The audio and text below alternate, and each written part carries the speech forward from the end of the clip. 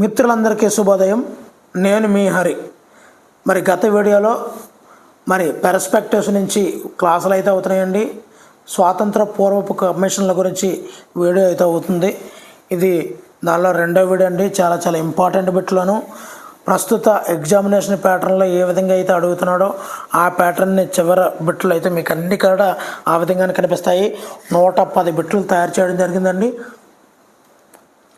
చాలా యూజ్ఫుల్గా ఉంటాయి. వీడియో నచ్చితే తప్పనిసరిగా అయితే లైక్ చేయండి. ముందుగా ఈ వీడియోని అయితే లైక్ చేయండి. మరి నిన్నటి రోజున ఒక బిట్కి ఆన్సర్ని అయితే మీకు వదలడం జరిగింది. మరొకసారి దాన్ని రివిజన్ చూసి మరలా నెక్స్ట్ కంటిన్యూలోకి వెళ్దామండి. 35 బిట్. విద్యలో సాంకేతిక సంబంధమైనటువంటి కోర్సులను ప్రవేశపెట్టాలి అని పేర్కొన్నది ఎవరు? సాంకేతిక సంబంధమైన కోర్సులు సార్జెంట్. ఆన్సర్ ఇదేనండి. ఓకేనండి. ఇప్పుడు 36 బిట్ అండి. ప్రభుత్వ విద్యా విధానం పట్ల నిరసనను గుర్తించిన ప్రభుత్వం 1937లో నియమించినటువంటి విద్యా కమిటీ ఏది? 1937లో నియమించిన విద్యా కమిటీ ఏది?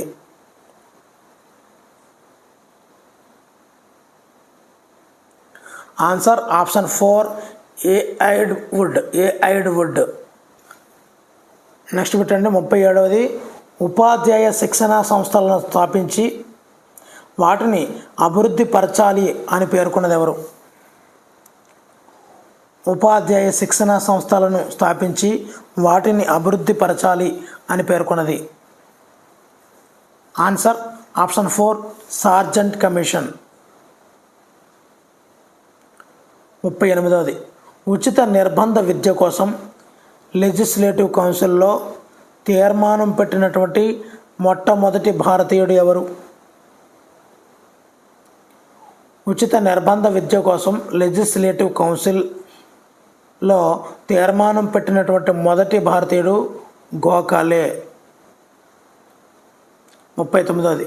కేంద్రంలో ఏర్పడినటువంటి విద్యాశాఖ ఈ కమిషన్ ఫలితంగా పేర్కొనవచ్చును. ఏ కమిషన్ ఫలితంగా కేంద్రంలో విద్యాశాఖని ఏర్పడింది? Answer option 3 Sargent commission. 40వది. ప్రతి రాష్ట్రంలో విద్యాశాఖని ఏర్పాటు చేసేదానికి ఒక డైరెక్టర్ ఆఫ్ పబ్లిక్ ఇన్స్ట్రక్షన్ నియమించాలి అని పేర్కొన్నది ఎవరు? డైరెక్టర్ ఆఫ్ పబ్లిక్ ఇన్స్ట్రక్షన్ నియమించాలి అని పేర్కొన్నది ఎవరు? ఆన్సర్ ఆప్షన్ 2 వుడ్ తాకీద్. 41వది. భారతదేశ విద్యా చరిత్రలో మొట్టమొదటిసారిగా విద్యా స్థాయిని సూచించింది వుడ్. విద్యా స్థాయి వుడ్. 42వది. ప్రజలకు అవసరమైనటువంటి పాఠ్య ప్రణాళికలను రూపొందించి మాతృభాషలో విద్యను అందించడము అనేది ముఖ్యమైనది అని పేర్కొన్నది. ప్రజలకు అవసరమైనటువంటి పాఠ్య ప్రణాళికలను రూపొందించి మాతృభాషలో విద్యను అందించాలని చెప్పినటువంటి కమిషన్ ఏది? హంటర్. 43వది. చార్లెస్ వుడ్ తన నివేదికలో ఏ నగరంలో విశ్వవిద్యాలయాలు ఏర్పాటు చేయవద్దని పేర్కొన్నాడు? ఆన్సర్ ఆప్షన్ 4 ఢిల్లీలో ఈ యొక్క విశ్వవిద్యాలయాలు ఏర్పాటు చేయవద్దని చార్లెస్ వుడ్ చెప్పడం జరిగింది. 44వది. చాలా ఇంపార్టెంట్ అండి. శిక్షణ పొందిన వారినే ఉపాధ్యాయులుగా నియమించాలి అని ప్రప్రథమంగా పేర్కొన్నది ఎవరు? శిక్షణ పొందిన వారిని ఉపాధ్యాయులుగా నియమించాలని ప్రప్రథమంగా చెప్పింది హంటర్. 45వది. వుడ్ తాకీదులోని సిఫార్సులను పరిశీలించి నివేదిక సమర్పించమని నియమించమన్నటువంటి కమిషన్ ఏది? అంటే వుడ్ తాకీదు మీద నియమించిన కమిషన్ ఏది? అది తెలిస్తే మనం ఆన్సర్ పెట్టేయచ్చు. Answer option 3 Hunter. 46వది. ఇంగ్లీష్ రాని వారికి మాతృభాషలో బోధించాలి అని పేర్కొన్నది ఎవరు? Answer option 3 Wood. 47వది. అన్ని విద్యా కార్యక్రమాలు కట్టుదిట్టంగా అమలు చేస్తే ఎన్ని సంవత్సరాలలో భారతదేశం సంపూర్ణ అక్షరాస్యత సాధిస్తుంది అని సార్జెంట్ పేర్కొన్నాడు? ఆన్సర్ 40 సంవత్సరాలలో, 40 విద్యా సంవత్సరాలలో. 48ది, భారత విద్యా చరిత్రలో ఏ కాలాన్ని చీకటి కాలంగా పేర్కొంటారు? ఆన్సర్ ఆప్షన్ 1 1940-45 మధ్య ఉన్నటువంటి కాలాన్ని చీకటి కాలంగా పేర్కొంటారు. 49ది, చార్లెస్ వుడ్ కమిషన్ నియమించినటువంటి గవర్నర్ జనరల్ ఎవరు? Answer option 1 Dalhousie. 51 వుడ్ తాకీద్ భారతదేశ విద్యా చరిత్రలో మాగ్నా కార్టాతో పోల్చవచ్చును. ఎవరు పోల్చారు? వుడ్ తాకీదును మాగ్నా కార్టాతో ఎవరు పోల్చారు? Answer option 1 HR James. 51ది, భారతదేశంలో మొట్టమొదటి విశ్వవిద్యాలయం ఏది? ఆన్సర్ ఆప్షన్ 3 మద్రాసు విశ్వవిద్యాలయం. 52ది, ఈ క్రింది వానిలో ఏ కమిషన్ తొలి భారతీయ విద్యా కమిషన్గా పేర్కొంటారు? హంటర్ కమిషన్ను తొలి భారతీయ విద్యా కమిషన్గా హంటర్ కమిషన్ను పేర్కోవడం జరుగుతుంది. భారతదేశ విద్యా చరిత్రలో సమస్యలపై నియమించిన తొలి కమిషన్ ఏది? సమస్యలపై నియమించినటువంటి తొలి కమిషన్ ఏది? Answer option 3 Hartog commission. 54ది, హర్టాగ్ కమిషన్ భారత విద్యలో అతి ప్రధానంగా వేటిని గుర్తించింది? హర్టాగ్ కమిషన్ భారత విద్యలో అతి ప్రధానంగా వేటిని గుర్తించింది? ఆన్సర్ ఆప్షన్ 4 వృధా స్తబ్దత. 55ది చాలా ఇంపార్టెంట్ అండి. విద్యా సంవత్సరంలో కొన్ని రోజులు బడికి వచ్చిన మిగిలిన రోజులు బడికి రాకపోవడం వల్ల విద్యార్థి అదే తరగతిలో కొనసాగించబడును. దీనిని ఏమంటారు? ఆన్సర్ దీనినే వృధా అంటారు.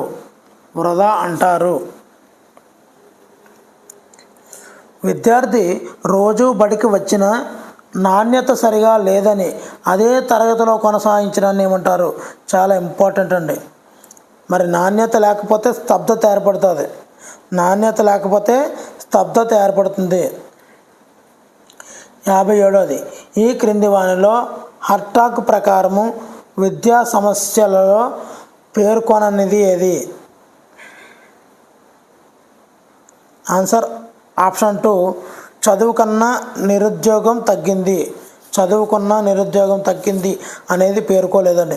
స్త్రీ విద్య అధ్వానంగా ఉంది, విద్యా ప్రమాణాలు అడుగంటాయి, ప్రతిభావంతులు ఉపాధ్యాయులకి వృత్తులకు రావడం లేదు. ఇవన్నీ కూడా హర్టాగ్ కమిటీ పేర్కోవడం జరిగింది, కానీ చదువుకున్న నిరుద్యోగం తగ్గింది అనేది చెప్పలేదన్నమాట. 58ది, ప్రతిపాదిక విద్యను ఎక్కడ అమలు చేశారు? Answer option 2 వార్ధాలో. 59ది, విద్యారంగంలో సంక్షోభాన్ని నివారించడం కోసం చీకటి కాలం తర్వాత నియమించినటువంటి విద్యా కమిషన్ ఏది? చీకటి కాలం తర్వాత నియమించిన విద్యా commission. Answer option 2 Sargent commission. 65 ఈ క్రింది వారిలో ప్రతిపాదిక విద్యను ప్రవేశపెట్టినటువంటి జాతీయ నాయకులు ఎవరు? Answer option 3 Gandhi Zakir Hussain. 61 గాంధీ ప్రతిపాదించినటువంటి బేసిక్ విద్యా విధానం ఈ క్రింది వాటికి ప్రాధాన్యత ఇస్తుంది. పైవన్నీ వృత్తి విద్య, పని విద్య, విద్యార్థి ఆసక్తిని గుర్తించడం, ఇవన్నీ కూడా బేసిక్ విద్యా విధానం యొక్క ప్రాధాన్యత అండి. 62వది, భారతదేశ విద్యా చరిత్రలో ఏ కమిషన్ నివేదికను యుద్ధానంతరం విద్యా ప్రణాళిక అని పేర్కొంటారు? అన్నే సార్జెంట్ కమిషన్ యొక్క నివేదికను యుద్ధానంతరం విద్యా ప్రణాళిక అని పేర్కొంటుంటారు. 63వది, 1944 విద్యా సంవత్సరంలో నియమించబడినటువంటి సార్జెంట్ కమిషన్ దీని ఫలితము? Answer option 1 CABE. 64వది, భారత రాజ్యాంగంలో పొందుపరిచినటువంటి ఉచిత నిర్బంధ విద్య 45వ ఆర్టికల్ ఇది మూలంగా దీని పేర్కొనవచ్చును?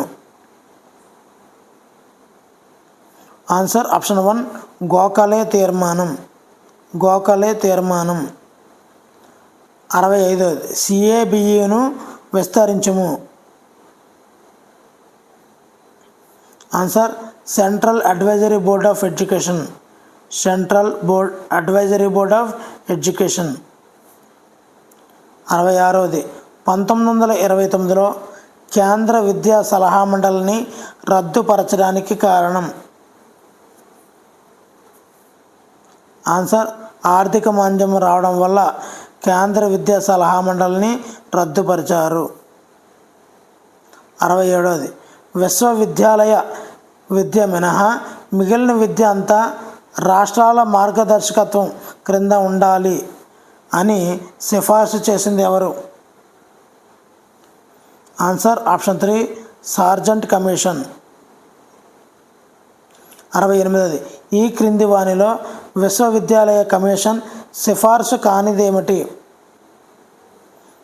ఆన్సర్ ఆప్షన్ 3 ప్రయోగశాలలు ఏర్పాటు చేయాలనేది సిఫార్సు చేయలేదండి. మరి ఏం సిఫార్సు చేసిందంటే 3 సంవత్సరాల డిగ్రీని ప్రవేశపెట్టాలి, పరీక్షా విభాగాన్ని సంస్కరించాలి, కొత్త విశ్వవిద్యాలయాలు స్థాపించాలి. ఇవన్నీ కూడా విశ్వవిద్యాలయ కమిషను సిఫార్సు చేసినవండి. మరి 69వది, రిప్పన్ని ఈ క్రింది విధంగా పిలుస్తారు? రిప్పన్ని. ఆన్సర్ ఆప్షన్ 4 పైవన్నీ.